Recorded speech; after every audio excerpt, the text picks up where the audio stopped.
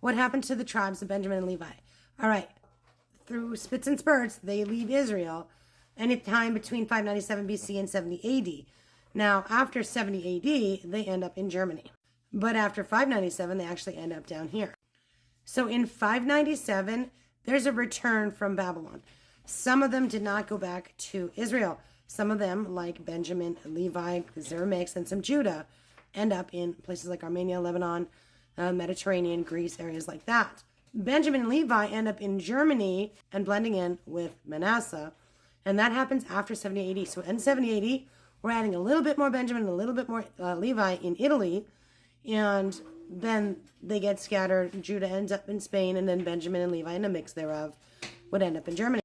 But in the 1200s, some of the Ashkenazi Jews ended up in Spain. So after 1200, that DNA goes to Spain and mixes in with Spanish and Portuguese DNA of these Sephardic Jews that were there. So now we've got Benjamin, Levi, Judah hanging out in Spain. And Spain then colonized in 1492 the Latin Americas.